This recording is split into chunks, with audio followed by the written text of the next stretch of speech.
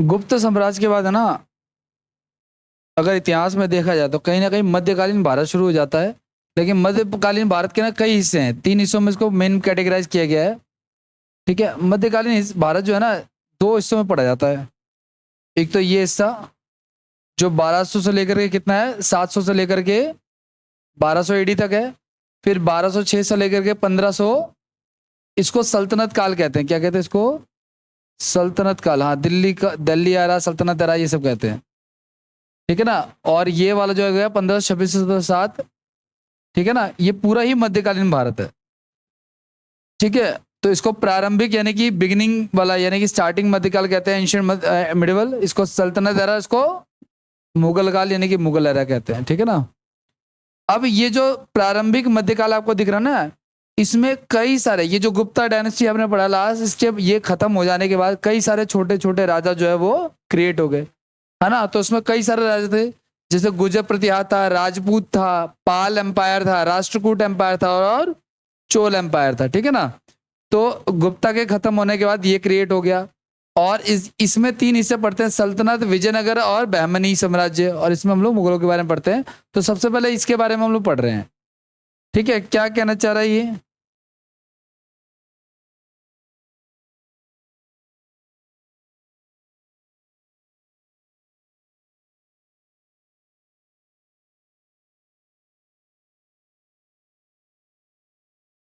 देखो सुनो, तीन, ये जो आपको मैंने पीछे वंश दिखा ना, ये वाले कौन कौन से? गुर्जर प्रतिहार, पाल वंश और राष्ट्रकूट।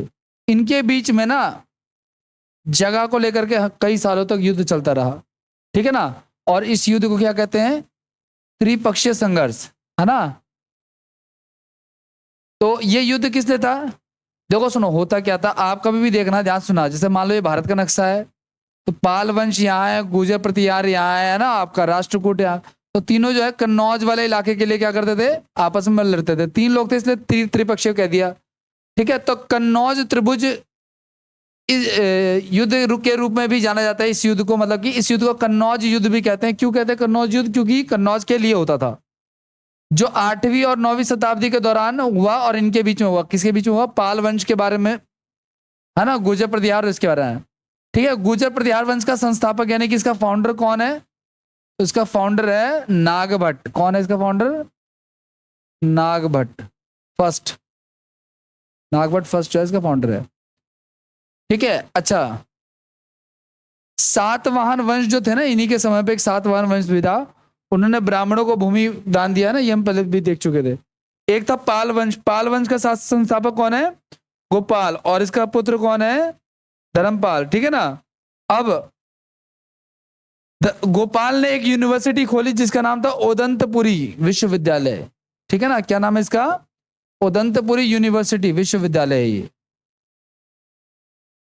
जैसे दिल्ली यूनिवर्सिटी वैसे ही।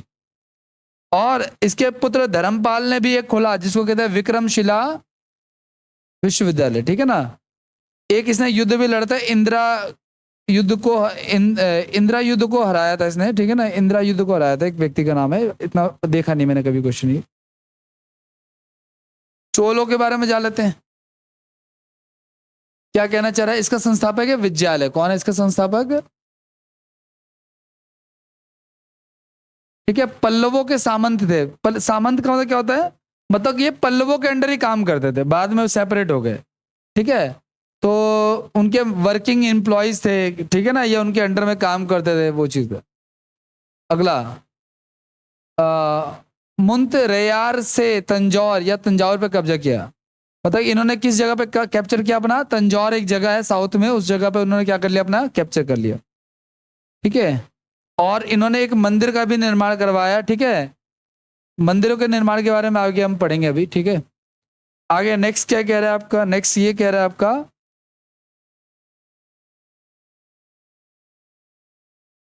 इनके शासक की बात करते हैं भाई। कौन कौन? क्या पढ़ रहे हैं हम लोग? चोल पढ़ रहे हैं ना। तो चोलों में एक शासक हुआ जिसका नाम क्या था? राज राजा प्रथम, या राज राज प्रथम भी कहते हैं इसको वैसे, लेकिन यहाँ पे राज राजा प्रथम लिखा हुआ है। 985 से 1019 एडी। ठीक है, ये महमूद गजनवी के कंटेम्परेरी था। यानी कि महमूद गजनवी जब भारत पर आक्रमण किया, महमूद गजनवी, ठीक है ना, उस समय ये था, ठीक है। और त्रिवेंद्रम जो जगह ना, त्रिवेंद्रम साउथ में, ठीक है, वहां पे चेरों का रहा, वो चोल चेर पांडे थे ना, तो चोल तो ये थे, चेरों को इसने हराया था, ठीक है। पांडवों को भी हराया इसने, पांडवों को हराया और मदुरई पे विजय प्राप्ति, मतलब इन्होंने क्या किया, ये जो हमारे क्या थे चोल थे, इन्होंने चेरों को भी हराया और पांडवों को, जो मैंने साउथ इंडिया का पढ़ा था, और इससे श्रीलंका पर क्या कर दिया, श्रीलंका पर इसने आक्रमण कर दिया, ठीक है। श्रीलंका पे आक्रमण करने वाले शासकों में इसकी गिनती होती है, बहुत कम लोगों ने आक्रमण किया है। अशोक ने आक्रमण किया था श्रीलंका पे? नहीं, उसने अपने, वो खौफ खाते थे, श्रीलंका वाला हमसे वैसे ही खौफ खाते थे, वो युद्ध कर ही नहीं सकते थे। इसने भी जब आक्रमण किया था, अभी हमने पीछे पढ़ा था ना, तो इनका जो श्रीलंका का जो राजा था ना, वो भाग गया था वहां से। आगे नेक्स्ट, इसके बाद हम लोग पढ़ रहे हैं चोल वंश के बारे में, है ना भाई। चोल वंश में पहला हमने पढ़ा राजराज प्रथम, दूसरा आपका क्या, राजेंद्र प्रथम, ठीक है ना। दक्षिण भारत का नेपोलियन कहते हैं इसको, ठीक है ना, नेपोलियन ऑफ साउथ इंडिया।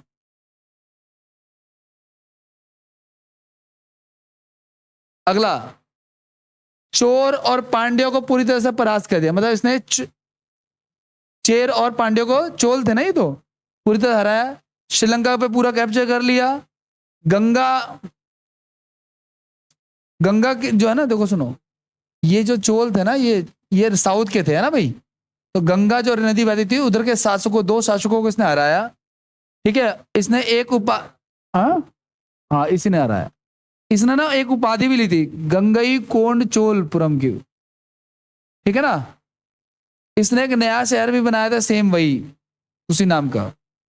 और श्री विजय साम्राज्य और शैलेंद्री राजवंश के खिलाफ नौसैनिक अभियान चलाया। विजयनगर साम्राज्य था और एक और साम्राज्य था जिसका क्या नाम था, शैलेंद्र राजवंश था। इनके अगेंस्ट में इसने क्या चलाया, मिशन चलाया, मतलब इनके अगेंस्ट में लड़ाइयां लड़ी, इनके लड़े अगेंस्ट में युद्ध लड़े, वो सारी चीजें की इसने। अगला नेक्स्ट क्या कह रहा है,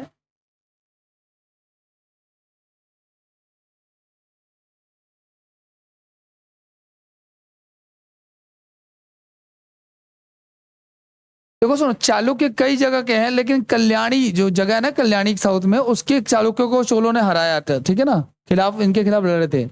और जब 13वीं शताब्दी जब शुरू हुई, 13th सेंचुरी जब शुरू हुई, तो लेकिन चोल साम्राज्य का क्या हो गया फिर, मतलब खूब अच्छा चल रहा था, सबको ये हरा रहे थे। लेकिन जैसे मुस्लिम इन्वेडर्स आए, 13वीं शताब्दी आते आते चोल जो है वो खत्म हो गए, ठीक है ना। और चोलों की जगह पे कौन पावरफुल हो गए, पांडे, जो पहले हार रहे थे वो अब पावरफुल हो गए। और एक और वंश आ गया, कौन सा, हौशल वंश। ये हौशल वंश असम वसम की साइड में था, ठीक है ना।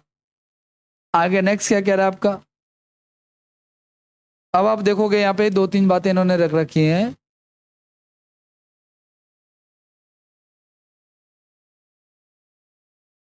अब एक वंश है गाइस आपका यादव वंश, एक है काकतीय वंश, और एक है हौशल, ठीक है ना। यादवों की राजधानी क्या थी, देवगिरी, ठीक है ना। और काकतीय वंश की राजधानी थी वारंगल, ये साउथ के ही सारे सारे। और हौशल की राजधानी थी गाइस हेली बिडू, ठीक है ना। ये जो मंदिरों का निर्माण कराते थे वो कैसे होते, किस शेप के होते थे, तो सितार के शेप के मंदिरों का निर्माण ये लोग कराते थे, ठीक है। मंदिरों को लेकर भी क्वेश्चन पूछे जाएंगे। और आगे क्या कहना चाह रहा है वो देखो आप लोग, नेक्स्ट कह रहा है कि ये जो ड्यूरेशन चल रहा था ना, देखो ये सारे के सारे वंश, देखो यहाँ पे यादव वंश है, यहाँ पे हौशल वंश है, ठीक है ना। और ये चालुक्य वंश है, ये पूरा साउथ इंडिया का सीन चल रहा है यहाँ पे, ये पूरा साउथ इंडिया, ये ऊपर इंडिया और नॉर्थ इंडिया वाला है, ठीक है ना। तो ये जो टाइम पीरियड जो चल रहा था, चोल चेर ये सारे वंश जो चल रहे थे, उस समय सारे के सारे पावर जो है वो किसके पास होते थे, राजा के पास। और राजा को सलाह कौन देता था, उसका कैबिनेट जो उसके पास बैठा होता था वो उसको सलाह देता था, ठीक है ना। और ये जो चोल साम्राज्य था गाइस, इसको दो तीन हिस्सों में बांटा गया था, किन हिस्सों में बांटा गया था वो देखो आप लोग। एक था मंडलम, जिसको प्रांत कहते थे, जैसे हमारे यहाँ पे सबसे बड़ा क्या है, देश है, देश से बड़ा क्या है, राज्य है, राज्य से बड़ा क्या है, जिला है, जिला से छोटा क्या आपका तालुका है, फिर ग्राम, ऐसे करते करते है ना मंडल, ये सब आता है। उसी तरीके से इनका सबसे बड़ा इलाका क्या कहलाता था, मंडलम, जिसको प्रांत कहते थे। और आगे इसको किस में बात देते थे, वाला नाडु या फिर नाडु में। ये उससे छोटा होता था, जैसे देश हो गया और राज्य हो गया, या राज्य हो गया और जिला हो गया, उस प्रकार से। आगे नेक्स्ट क्या कह रहा है,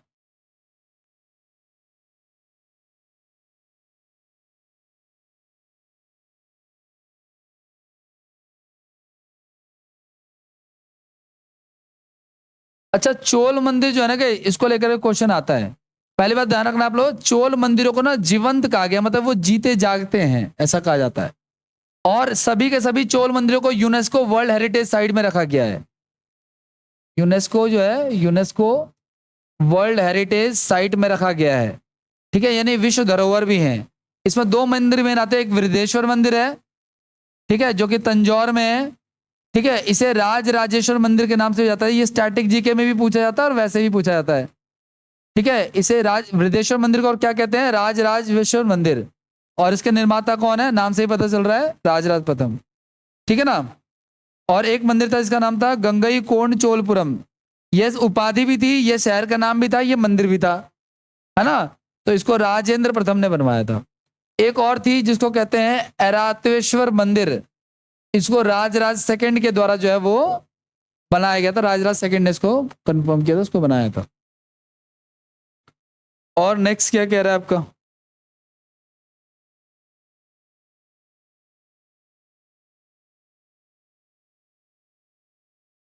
और कह रहा है ये कि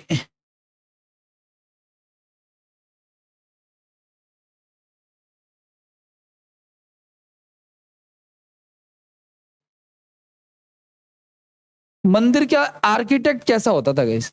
तो ध्यान रखना गाइस, मंदिर का आपसे पूछेगा कि राम मंदिर का आर्किटेक्ट कौन सा है। तो राम मंदिर कौन से इंडिया में आता है, north India south India, north में। तो अगर नॉर्थ में आता है, अगर नॉर्थ में आता है तो नौ से नॉर्थ और नौ से नागर, है ना भाई। तो नागर शैली का नागर आर्किटेक्ट का उदाहरण है। अब नागर आर्किटेक्ट में क्या ऐसा शेप होता है, तो कर्व शेप का होता है, डोम जो उसका होता है वो कर्व शेप का होता है। आगे इसके बारे में बताएंगे। और जब मंदिर के मेन प्रीमाइसेस में जाओगे, जैसे किसी मंदिर में चले जाओ, यहाँ पे अंदर मंदिर में मूर्ति रखने की जगह है, जिसके ऊपर क्या गुम्बद बना हुआ है, ठीक है ना। तो उस प्रकार से होता था, मूर्ति रखने की जगह होती थी, और वो जहाँ पे रहता था उसे मंडपम कहते थे, जैसे हॉल होता था उसमें घंटियां लगी होती थी। दक्षिण भारत में जो मंदिर बनते थे उसे क्या कहते हैं, द्रविड़ शैली।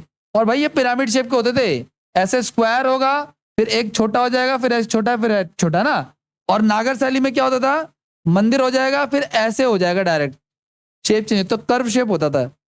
इसमें पिरामिड का आकार होता था, इसमें जो मंडपम होता था इसमें हॉल घंटी लगी होती थी, और इसमें एक मेन गेट भी होता था, ठीक है ना। मेन गेट होते थे, कई मेन गेट होते थे एक्चुअली। अब देखो ये जो आपको मैंने डायग्राम दे रखा है बेसिकली, ये किसका एग्जाम्पल है, ये एग्जाम्पल है नागर और उसका बेसर का डायग्राम है ये, ठीक है ना। तो ये है नागर शैली जो ये वाला है। तो राम मंदिर की फॉर्मेशन जो है इसी पे हुई है, ठीक है ना। और जबकि ये जो है हमारा ये है ना, साउथ इंडिया के जो है हमारे साउथ इंडिया के मंदिरों क्या कहता है, द्रविड़ शैली। तो द्रविड़ में क्या है, देखो स्क्वायर है, परफेक्ट है ना, उसके बाद इसे ले लिया उन्होंने, ठीक है। ये सारी चीज, इतना ही रहने देते हैं, बाकी नेक्स्ट में करेंगे।